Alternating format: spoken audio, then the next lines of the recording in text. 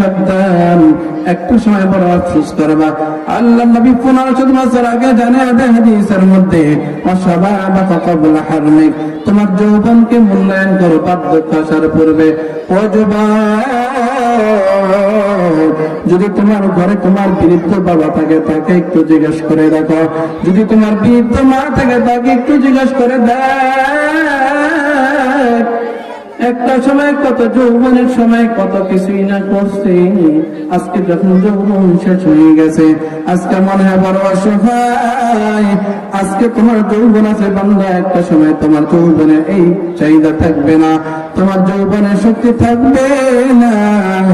এই জন্য আল্লাহ নবী জানিয়ে দেয়, ওয়াশাবাবাকা ক্বাবলা হারমিক, ও যুবক তোমার যৌবনকে মূল্যায়ন করো। কারণ আজকে দাড়ি পাকনাওয়ালা মুরব্বিকে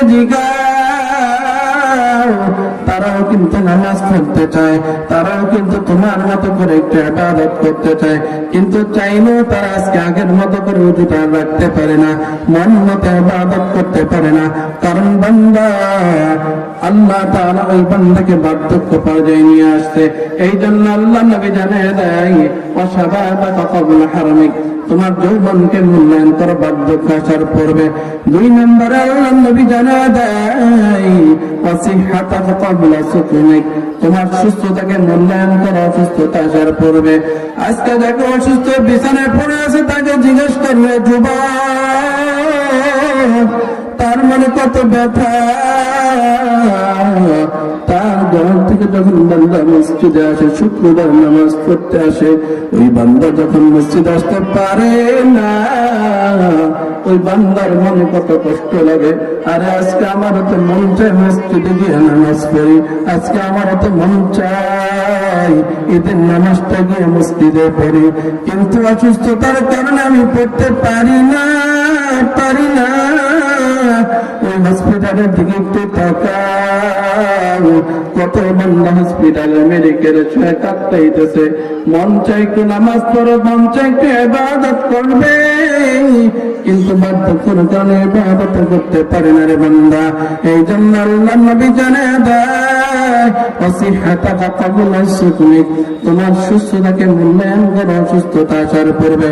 3 নম্বর আল্লাহ নবী জানিয়ে দেয়, আল্লাহ নবী 3 নম্বরে জানিয়ে দেয়, ওয়াফারাগাকা ক্বাবলা শুগুমিক, তোমার অবসর সময়গুলোকে মূল্যায়ন করে ব্যস্ততা আসার পূর্বে। আজকে যারা ব্যস্ততায় চলে গেছে তাদেরকে জিজ্ঞেস করো, তারা বলে হুজুর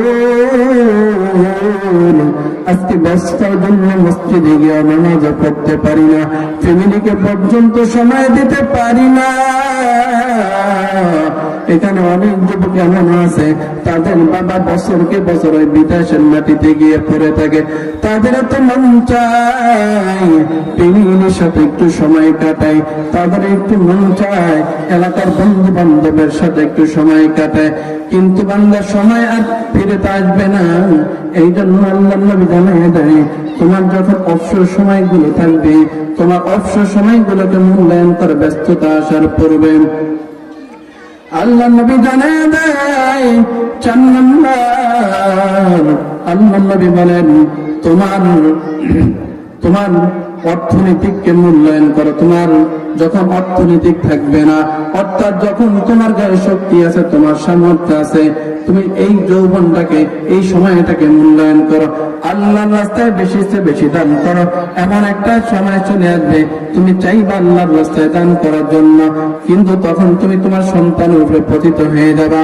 তোমার সন্তান দিলে তুমি চলতে পারবা, সন্তান না দিলে চলতে পারবে না।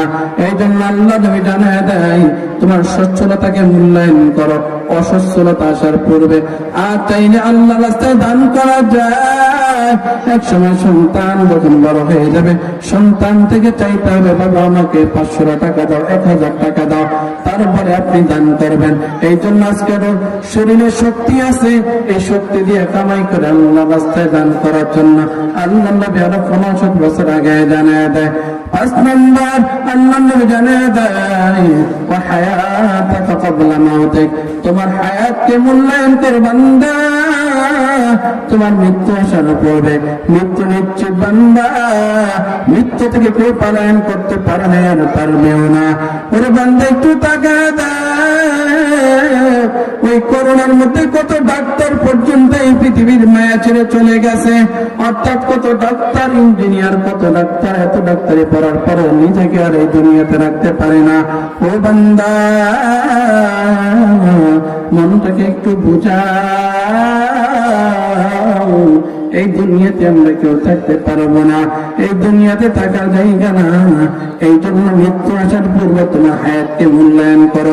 বান্দা, হায়াতকে যদি মূল্যায়ন করতে পারো, বান্দা, কত শক্তিশালী মানুষ তো এই পৃথিবীতে ছিল, আজকে তাদের শক্তি কোথায় গিয়ে দাঁড়াইছে। কত সামর্থ্যওয়ালা মানুষ ছিল, তার আজকে কোথায়? আজকে তারা তো জমিনে নাই রে বান্দা। এই জন্য সাবধান, সাবধান বান্দা, কিসের বাহাদুরি কর? তুমি তো এই ফেরাউনের থেকে শক্তি তোমার বেশি না, ওই কারণ থেকে শক্তি তোমার বেশি না, তারাও তো পৃথিবীতে থাকতে পারে না। আবু জাহেলের থেকে শক্তি তো তোমার বেশি না রে বান্দা। কিসের বাহাদুরি করো? কিসের বাহাদুরি করো? দুনিয়াতে কেউ থাকতে পারে না, আর পারবেও না। এই জন্য বান্দা, আল্লাহ তাআলা জানায় দেয়, সময়কে মূল্যায়ন করো, সময়কে দাম দাও। আর যদি সময়কে দাম না দিতে পারো, ইন্নাল ইনসানা লাফী খুসর, বান্দা তোমরা নিশ্চয় সকল মানুষ ক্ষতিগ্রস্ত।